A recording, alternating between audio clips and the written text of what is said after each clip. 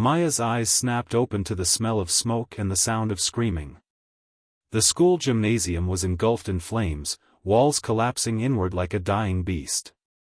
Around her, students stumbled blindly through the inferno, their lungs burning, their hope fading with each breath of superheated air. She should have been paralyzed by fear like everyone else. Instead, Maya felt something ignite inside her, something primal and undeniable. Survival. Purpose. The absolute refusal to let her classmates die in this hellscape. Her best friend Zara was trapped near the collapsed bleachers, unconscious from smoke inhalation. Without hesitation, Maya crawled through the flames, her skin blistering, her muscles screaming. She grabbed Zara and dragged her toward the emergency exit, even as the ceiling crumbled behind them. "Come on!" Maya shouted at a group of frozen freshmen. "Move! Now!" Something in her voice, raw, desperate, commanding, broke through their paralysis. They followed her like she was a lighthouse in the darkness. One by one, she guided them through the burning maze. 43 students. 43 people who should have died in that gymnasium. 43 people whose families would never know how close they came to losing everything. Maya collapsed outside, her lungs raw, her body broken.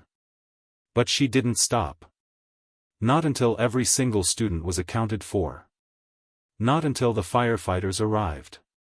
Not until Zara regained consciousness and grabbed her hand with tears streaming down her face. "You saved us," Zara whispered, her voice hoarse. "You saved all of us."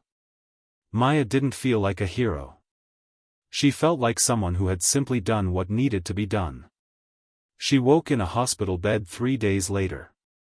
The moment her eyes opened, the door burst open. Not with doctors or nurses, but with officials. Military uniforms. Government insignia. And one woman in a pristine silver suit that seemed to catch light in impossible ways. "Maya Okonkwo," the woman said, her voice carrying the weight of institutional authority. "I am Director Chen of the Earth Guardian Program. On behalf of the United Nations and all governing bodies of Earth, we have a proposal for you." Maya tried to sit up, but her bandaged body protested every movement. "What are you talking about?" Director Chen activated a holographic display. Images flickered to life, satellite footage, thermal imaging, data streams that made no sense to Maya's exhausted mind. "During the gymnasium fire, your vital signs exceeded human parameters by 417%, Chen explained. Your muscle density increased. Your pain tolerance amplified. Your cognitive function accelerated. You underwent a transformation, Maya. Not genetic modification, this was spontaneous. Biological. Human." Maya stared at the data, unable to process what she was seeing. "There are others like you," Chen continued. "Humans who, when faced with existential crisis, unlock latent capabilities that evolution had hidden inside our species. We call them guardians. Natural protectors. The next step in human survival. I couldn't let them die," Maya whispered. "Exactly," Chen said softly. "That's what makes you special. Not the powers. The choice. The will to save others even when it costs everything." The door opened again, and Zara was wheeled in. Her friend's eyes went wide when she saw the officials, but then they fixed on Maya with an intensity that cut through all the bureaucratic noise. "They want to recruit you," Zara said, reading the situation instantly. "To make you some kind of super soldier." "Guardian," Chen corrected gently.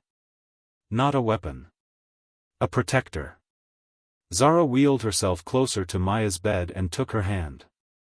"Whatever you decide, I'm with you. Just like you were with me in that fire." Maya looked at her best friend, the person who had believed in her even when Maya didn't believe in herself. And suddenly, the decision became clear. "If I do this," Maya said to Director Chen, "I need guarantees. Zara comes with me. Not as a guardian, she doesn't have powers, and she shouldn't be forced to fight. But as my anchor. My reminder of why I'm doing this. Humans don't survive on power alone. We survive on connection. Director Chen smiled, a genuine smile that suggested this was exactly the answer she'd been hoping for. The first Guardian who understands that humanity's greatest strength is our bonds with each other. Yes, Maya. That can be arranged. As weeks of training began, Maya discovered that her newfound abilities were only part of the equation. The real power came from knowing that Zara was in the support team, watching over her, believing in her. Their friendship became the foundation upon which Earth's new Guardian program was built. Other Guardians emerged, young people who had survived impossible odds. And they all learned the same lesson Maya had, that true strength wasn't measured in enhanced muscles or accelerated reflexes. It was measured in the connections we maintained, the people we fought for, and the friendships that kept us human even when we became something more. Earth had declared Maya a Guardian. But she knew the truth, she was only strong because she had never been alone. Zara made sure of that every single day. Kindly like and subscribe channel. Thank you.